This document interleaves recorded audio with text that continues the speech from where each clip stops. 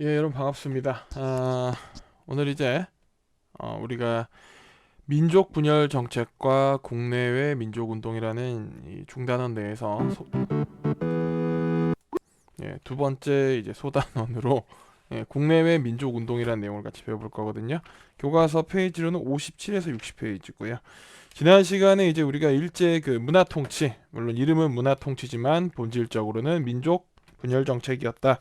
자, 우리 민족 분열 정책 이제 그 흐름 속에서 일제가 우리 조선을 그들의 부족한 식량을 메꾸기 위한 대체지로서 산미 증식 계획을 실시했고, 그 속에서 일제가 결코 좋은 의도를 갖고 산미 증식 계획을 추진하지 않았다.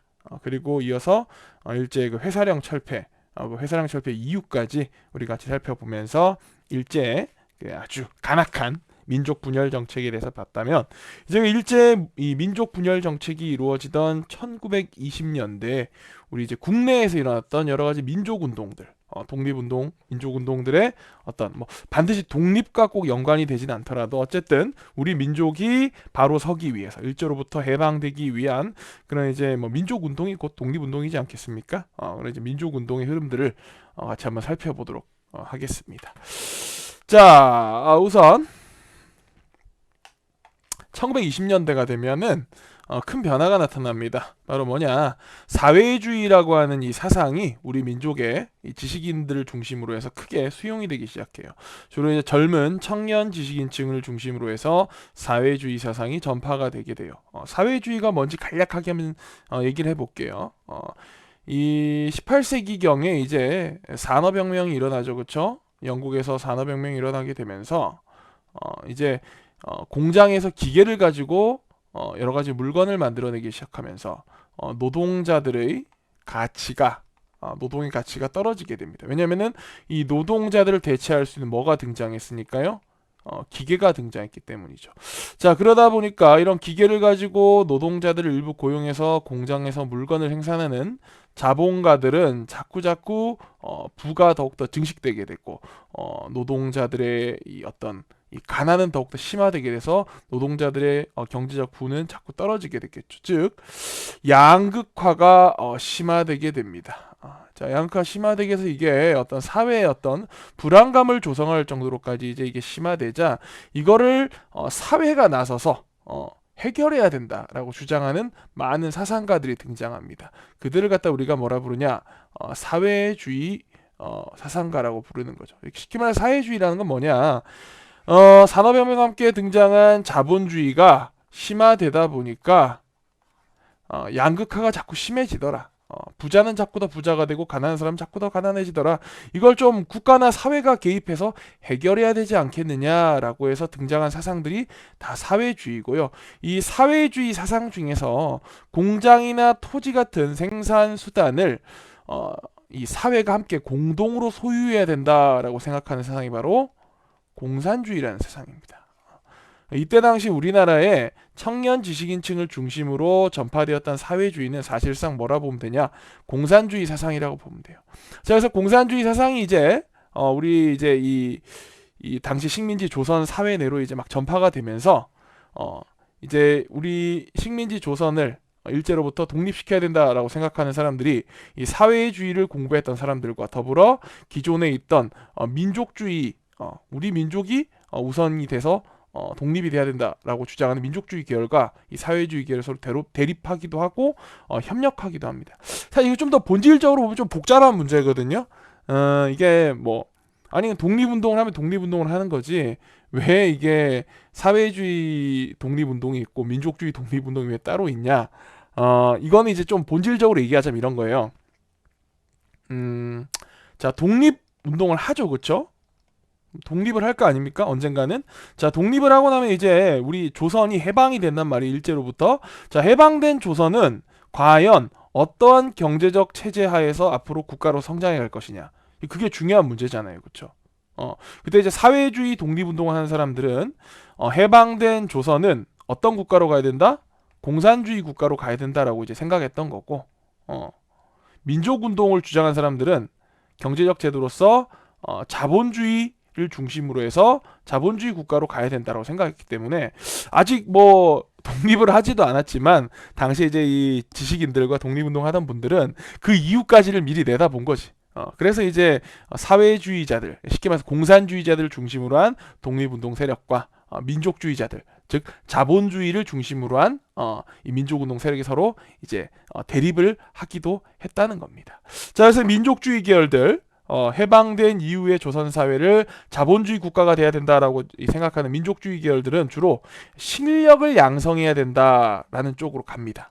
반면에 해방된 우리 조선이 앞으로 공산주의 국가로 가야 된다라고 생각하는 이 사회주의 계열은 학생과 청년, 농민, 노동자를 중심으로 한 사회 운동을 전개해 나갑니다. 이렇게 서로 이제 같은 독립 운동이지만 이게 뭐 일종의 동상이몽이라고 할까? 서로가 이제 해방된 이후에 우리 민족의 국가가 나아갈 방향을 서로 다르게 생각하다 보니까 이런 민족 운동의 방식도 서로 조금씩 달랐다는 거죠. 그렇죠? 자, 그 중에서 먼저 첫 번째로 민족주의 계열이 했던 어떤 민족 운동들을 먼저 한번 살펴보도록 하겠습니다. 자, 민족주의 계열의 이 민족 운동가들이 독립 운동가들이 했던 민족주의 계열의 활동을 한번 볼게요. 자, 크게 두 가지 활동이 있습니다. 하나는 물산장려 운동이 있고요. 또 하나는 밀립대학 설립 운동이 있습니다. 자, 물산장려 운동부터 볼게요. 물산장려 운동. 당시 이제 일제에서 많은 공산품들이 들어오죠. 공산품이라는 거는 공장에서 생산한 물품을 공산품이라고 합니다. 뭐 비누부터 해서 뭐 지우개니 연필이니 공책이니 뭐 옷이니 이런 것들이 이제 일본에서 막 들어오는데 아무래도 이제 일본은 우리 조선 당시 조선보다는 조금 더 이렇게 어떤 공업적으로 산업적으로 발달해 있다 보니까 제품의 어떤 퀄리티로 따지면 일본 제품이 좀 더 좋았겠죠, 그렇죠? 그러다 보니까 이제 국내 우리 이 조선인들의 어떤 이 사업가들, 회사들은 제대로 성장을 잘 못하다 보니까 야, 우리나라 사람들이 우리나라 회사에서 만든 물건을 써줘야 되지 않겠느냐 해서 우리나라 물건을 우리가 적극적으로 소비하자라고 해서 일어난 운동이 바로 이 물산 장려 운동입니다. 비록 퀄리티는 일본에서 만들어져서 일본에 수입되어 온 물품이 더 좋더라도 야, 우리가 애국 정신 하나로 우리나라에서 회사에서 만든 우리 민족의 물품을 쓰자라고 하는 운동이 바로 물산 장려 운동인데, 자, 물산 장려 운동에는 어떤 큰 모순이 하나가 있었어요. 뭐였냐? 자, 실제 물산 장려 운동을 하다 보니까 국산품의 소비는 늘어났어요. 자, 근데 국산품의 소비가 늘어나다 보니까 시장에서 국산품이 자꾸 팔리는 거야. 자, 그러다 보니까 국산품의 가격이 어떻게 되냐? 가격이 자꾸 상승한다는 부작용이 발생하는 거예요. 이거 좀 이제 애매해지는 거지. 아니, 일제 제품보다 국산 제품이 질이 안 좋지만 우리가 이제 나라를 사랑한다는 마음 하나로 국산 물품을 써줬는데 자꾸 국산품을 쓰다 보니까 국산품의 이 품귀 현상이 나타나면서 국산품 가격이 올라가게 되는 거야. 야, 그럼 일체 제품보다도 질이 안 좋은 제품을 우리가 더 비싼 돈을 주고 써야 돼? 이거 좀 애매하다. 이제 이런 약간 회의적인 부분도 있었고, 또 하나 문제가 뭐냐? 자, 국산품을 더욱더 많이 애용하면 애용할수록 우리나라 이제 우리 조선인 기업가가 세운 회사들이 더욱더 장사가 잘 되겠죠, 그렇죠? 그럼 조선인 기업가가 더욱더 부자가 될 거 아닙니까? 근데 문제는 이렇게 부자가 된 조선인 기업가들이 보니까 대부분 그 번 돈을 조선 총독부에 기부한다 이거야. 그러니까 이 사람들 대부분 다 이 친일파라는 겁니다. 그러면 이제 우리가 우리 민족을 부흥시키기 위해서 물산 장려 운동을 했는데 그 결과가 조선인 기업가들을 더욱더 배부르게 만들고 이 배불러진 조선인 기업가들은 그 돈으로 일제를 도와서 일제를 더욱더 부강하게 한다? 좀 애매해지는 그런 모순이 이제 발생하게 된 게 바로 이 물산 장려 운동이죠. 어쨌든 자, 뭐 결과론적으로 보지 말고 우리나라 물품을 우리 민족이 써서 우리 민족이 더욱더 부흥하도록 해야겠다라는 그 의지와 뜻은 정말 훌륭했다. 자, 그래서 물산 장려 운동 알아봤고요. 그 다음에 밀립대학 설립 운동을 한번 보겠습니다. 자, 밀립대학 설립 운동 뭐냐? 민간에서 고등교육기관인 대학을 설립하자라고 해서 이제 성금을 모으고 그 성금을 통해서 우리 민족의 어떤 엘리트들을 양성하는 고등교육기관인 대학을 설립하자. 이게 이제 밀립대학 설립 운동입니다. 월남 이상재라는 선생님을 중심으로 해서 이 운동이 일어났는데요. 왜 이런 운동이 일어났냐? 일제는 조선 교육령을 통해서 사실 우리 조선인들도 교육을 시켜줬습니다. 근데 거기에 좀 애매한 차별이 있었어요. 어떤 차별이냐면은, 자, 지금의 초등학교 해당하는 학교가 당시 일제에는 보통학교하고 소학교가 있었습니다. 자, 보통 학교는 누가 다닌 학교냐? 여긴 조선인들이 다닌 학교예요. 소학교는 일본에서 조선에 건너와 살고 있는 일본인들이 다니는 학교입니다. 아니, 지네 말로는 일제가 조선과 일본은 하나다, 내선일체다라고 하는데 학교도 아예 다니는 걸 차별시켰다는 겁니다. 그럼 선생님 뭐 그냥 학교 이름만 다른 거 아닙니까? 아니에요. 보통 학교는 4년제고 소학교는 6년제입니다. 그러니까 같은 초등교육 기간인데 조선인들은 몇 년만 배우면 된다? 4년만 배우면 된다. 일본인은 몇 년 배워야 된다? 6년 배우면 된다. 그러니까 일본인들에게 더 교육을 더 철저하게 시켰다는 거죠. 그렇죠? 자, 그리고 이들이 이제 오늘날 중학교와 고등학교에 가게 되면 또 학교가 달라요. 조선인들은 고등보통학교를 갑니다. 고등보통학교. 이걸 줄여서 보통 옛날에 고보라고 많이 불렀어. 고등보통학교. 일본인들이 가는 학교는 중학교야. 이름만 치면 약간 우리가 좀 더 좋은 학교 가는 것 같아. 왠지 고등이란 글자 들어가니까. 자, 근데 고등보통학교, 조선인들이 다니는 고등보통학교는 이게 몇 년제냐면은 이게 4년제였어. 그리고 일본인이 다니는 중학교는 5년제입니다. 그러니까 따지고 보면은 같이 오늘날 초등학교, 중학교, 고등학교 이 과정을 마쳤다 해도 일본인들이 이제 배운 기간은 총 11년이 되는 거고 조선인들이 배운 기간은 총 8년밖에 안 되는 거죠. 이렇게 차별을 뒀다는 겁니다. 자, 이렇게 차별을 두고 나서 문제는 중고등학교 과정을 끝낸 다음에 대학 과정의 고등교육을 받고 싶은 사람들 있잖아요. 그렇죠? 일본인들은 배 타고 어디로 가면 되냐? 일본으로 가면 돼요. 일본에 대학이 있으니까. 근데 조선인들은 배 타고 막 일본으로 갈 만한 형편이 된 사람들은 아주 부잣집의 자제가 아니면 쉽지가 않잖아요. 그렇죠? 그러다 보니까 이제 이 조선인들은 사실 그냥 8년의 교육 과정만 마치고 대학을 못 가는 경우가 부지기수였죠. 그러다 보니까 이제 민족 운동을 하시는 분들이 야, 우리 조선 사람을 위한 우리의 대학이 있어야 되지 않겠느냐 해서 이제 대학을 설립하자. 우리가 돈을 모아서 그 성금으로 대학을 설립하자. 이게 이제 밀립 대학 설립 운동이었어요. 근데 문제는 돈을 모으려면 이제 좀 사람들이 여유가 있어야 되는데 이때 당시 하필이면 이제 홍수와 가뭄이 번갈아 터지면서 자연재해가 이제 많이 일어나가지고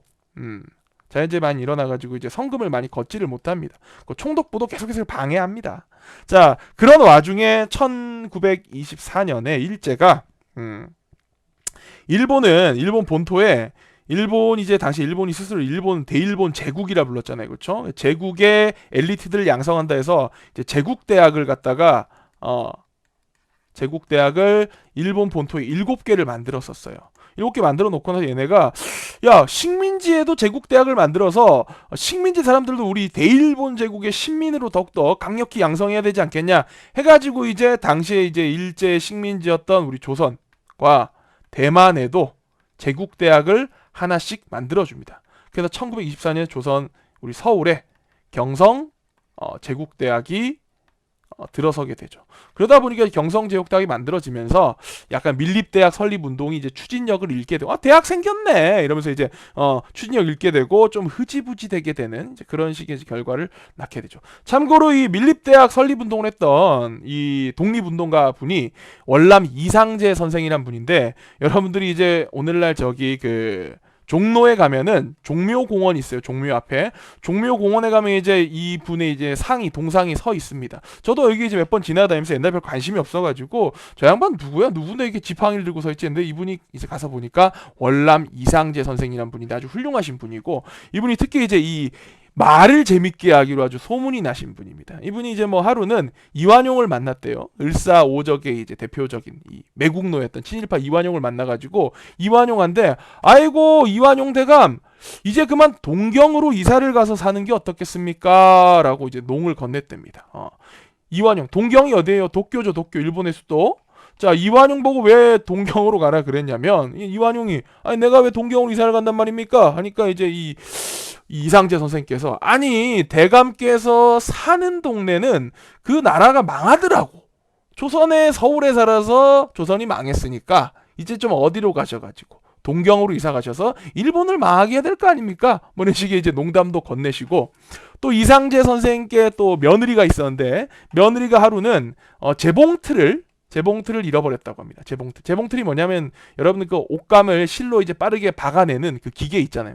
이게 이제 재봉틀이 옛날에는 되게 비쌌고 이거 하나 있으면 엄청 부잣집이었거든요. 여성들한테 거의 뭐랄까 아주 럭셔리한 아이템이랄까. 근데 이제 이상재 선생의 며느리가 이 재봉틀을 잃어버렸어요. 도둑 맞은 거야. 도둑 맞아가 막 우는 거야. 우니까 이상재 선생이 지나가면서 아이고 며느라가 너는 저기 나라를 잃었을 때도 울지 않더니 그 재봉틀 하나 잃어버렸다 그렇게 우네? 이런 식으로 약간 비꼬듯이 농담을 하시기도 했고 그런 아주 입담이 재밌으신 양반인데 이분께서 이제 이 밀립대학 설립운동을 주도하신 분입니다. 자 넘어가서 그럼 이제 우리가 민족주의 운동 계열의 이 활동들을 봤으니까 이번에는 사회주의 계열의 활동을 이제 같이 한번 볼까요? 근데 벌써 보니까 시간이 15분 지나고 있네요. 제가 여기서 아마 설명을 다 못할 것 같습니다. 시간이 부족해서. 어쩔 수 없이 요 국내 민족 운동 요 파트도 두 개로 나눠가지고 다음 시간에 이어서 같이 또 강의를 계속 진행을 해야 될 것 같네요. 오늘 여기까지 수업 듣느라 고생 많았고 다음 시간에 이어서 계속 수업을 한번 들어보도록 합시다. 네, 감사합니다.